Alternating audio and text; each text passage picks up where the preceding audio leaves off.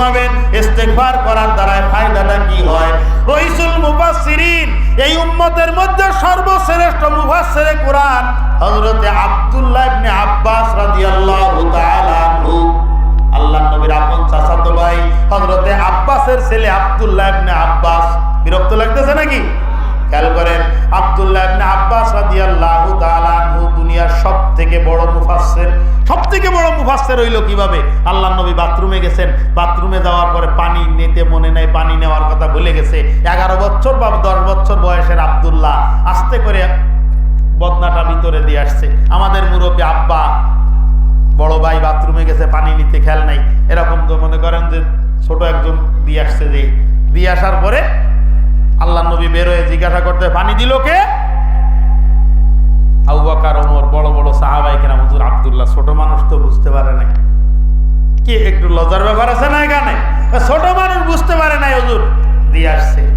আল্লাহর নবী রাহমাতুল লিল আলামিন আব্দুল্লাহকে কাছে ডাকছেন।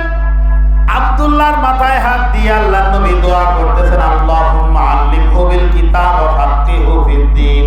ও আসমান জমিনের মালিক, আব্দুল্লাহকে তুমি কিতাবের ইলম দান করো। জোরে বলেন সুবহানাল্লাহ। রাহমাতুল লিল আলামিন দোয়া করতেছেন, আল্লাহ পাক আব্দুল্লাহকে তুমি কিতাবের ইলম দান করো।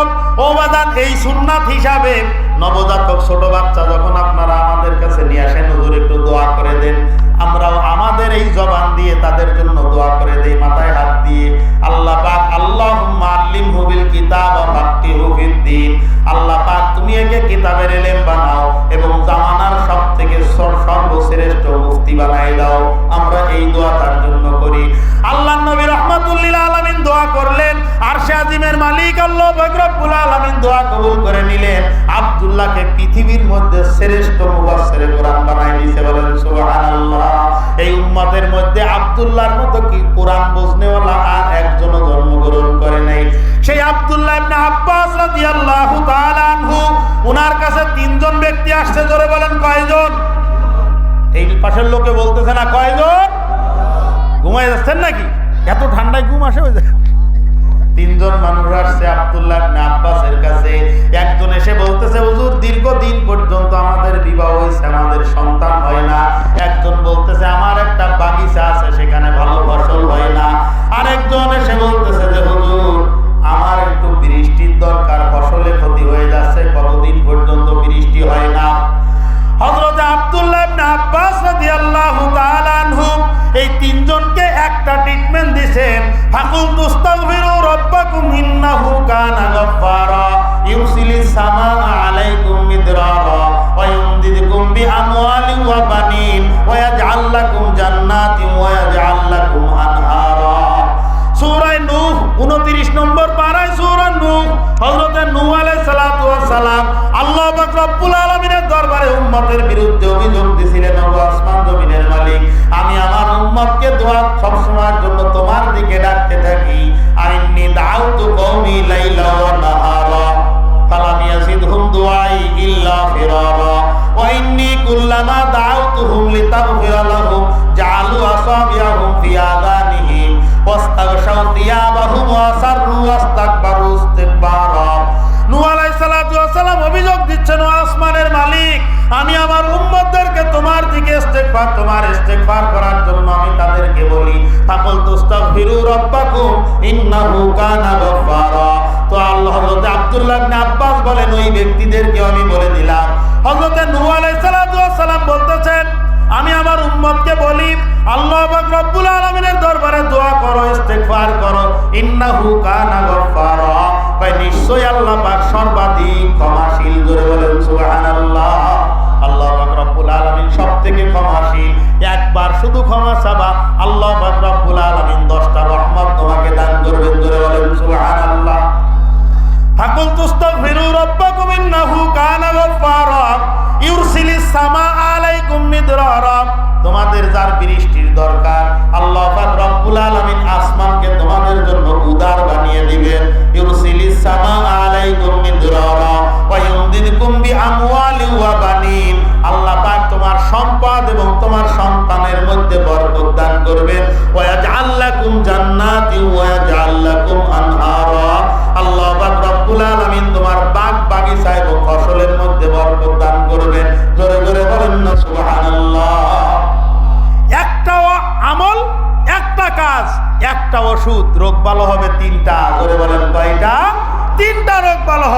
সংসারে অভাব আছে, ইস্তেগফার করো।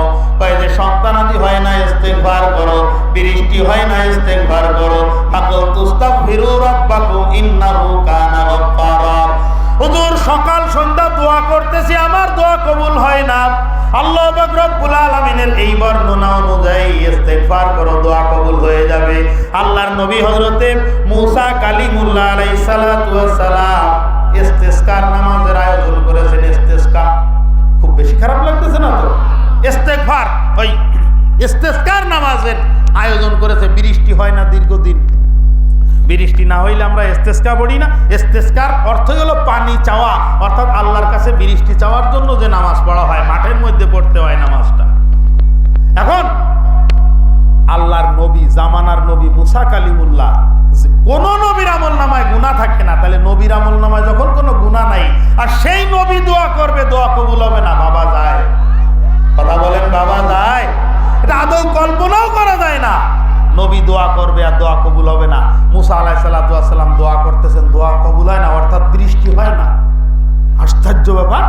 আপনারা জানেন হযরতে মূসা আলাইহিস সালাতু ওয়াস সালাম জালালি তবিয়াতের নবী ছিলেন, ওনার রাগ ছিল অনেক বেশি।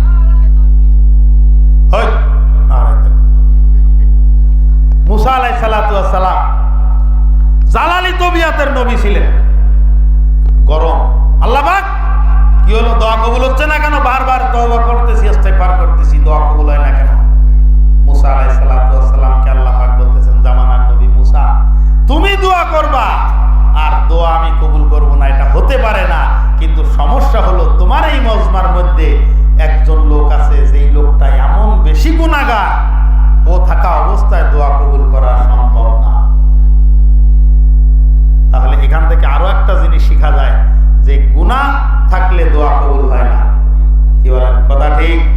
আরো একটা জিনিস আছে, হারাম খাবার খাইলে দোয়া কবুল হয় না। আমরা মনে করি শুধু হারাম খাওয়া, হারাম খাওয়া ছাড়ো। এই হারাম খাওয়া মানে কিন্তু শুধু খাওয়া না, ভাত তরকারি ডাল আলু ভর্তা না, মাথার থেকে পাও পর্যন্ত প্রয়োজনীয় যা আছে সবগুলোকে রিজিক বলা হয়। এই যে হাতের ঘড়িটা, এটাও রিজিক। এই যে মাইকটা, এটাও কিন্তু রিজিক। কি আমাদের প্রয়োজন পূরণে সহায়ক না? এটা যা কিছু আছে প্রয়োজনীয় সবগুলোই রিজিক। আর এর মধ্যে যেটা হারাম থাকবে, দোয়া কবুল হবে না। ও মূসা, এই মজমায় এমন এক গুনাহগার আছে, এই গুনাহগারের কারণে দোয়া কবুল হইতেছে না। জামানার নবী মূসা উঁচু স্থানে দাঁড়ায় ডাক দিয়ে বলতেছে, কপাল পোড়া, এই মজমার মধ্যে এমন একজন কপাল পোড়া আছো, যেই লোকটার কারণে দোয়া কবুল হইতেছে না। আমি তোকে অনুরোধ করি, তুই এখান থেকে বের হয়ে যা। চিন্তা করেন, এনে কয়জন মানুষ, মাত্র কয়জন মানুষ।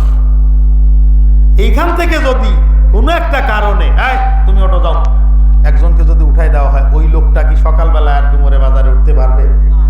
আওয়াজ করে বলেন, পারবে? মর্মান্তিক কোন একটা অভিযোগ দিয়ে তুমি এখান থেকে ওঠো বলে উঠাই দিলে সে কেউ আর ইজ্জত থাকবে না। মূসা আলাইহিস সালাতু ওয়াস সালাম এই ঘোষণা দিয়ে, আল্লাহ পাক সেই লোকটা কে আমাকে বলে দাও। যে নবী আল্লাহ পাকের সঙ্গে সরাসরি কথা বলেন, সেই নবীকে আল্লাহ পাক কি যে কোনো মুহূর্তে জানাই দিতে পারে যে লোকটা হলো অমুক? কথা কয় না? পারে কি পারে না? কিছুক্ষণ পরে দেখা যায় ভরপুর রৌদ্রের মধ্যেও ঝরঝর ঝরঝর করে বৃষ্টি নামা শুরু হয়ে গেছে। জয় বলেন সুবহানাল্লাহ। মূসা আলাইহিস সালাতু ওয়াস সালাম জিজ্ঞাসা করেন, মাবুদ, তোমার থেকে পাওয়া ঘোষণা আমি জানিয়ে দিলাম, সবাইকে বলে দিলাম, মজমার থেকে কাউকে বের হতে দেখলাম না, একজনও তো এখান থেকে বের হলো না, তারপরও বৃষ্টি হলো কিভাবে? তুমি একটু আগে আমাকে বললা এক গুনাহগারের কারণে বৃষ্টি হইতেছে না, অথচ কেউ এখনো ময়দান থেকে বের হয় নাই, তারপরেও কেন বৃষ্টি হইল আমি তো বুঝতে পারতেছি না। আল্লাহ পাক ডাক দিয়ে বলতেছে, ও মূসা কালিমুল্লাহ, যখন তুমি পাহাড়ের উপরে উঠে, উঁচু জায়গায় উঠে যখন তুমি ঘোষণা দিয়েছো, তোমার এই ঘোষণা শ্রবণ করা মাত্রই ওই লোকটা আমার দরবারে এমন ভাবে ক্রন্দন করেছে, মনে মনে এমন ভাবে ক্রন্দন করেছে, আসমান জমিনের মালিক, এই মজমার থেকে যদি আজ আমাকে বের করে দেয়, তোমার নবী মূসা কালিমুল্লাহ তো বুঝতেই পারবে, চিনতেই পারবে। তুমি যদি মূসা কালিমুল্লাহকে চিনিয়ে দাও, আর মূসা যদি আমার নাম উল্লেখ করে যদি বলে দেয় অমুক এখান থেকে বের হয়ে যাও, আমার ইজ্জত বলতে কোনো কিছুই থাকবে না। এই দুনিয়ার মধ্যে আমার বেঁচে থাকা মরে যাওয়া সমান হয়ে যাবে।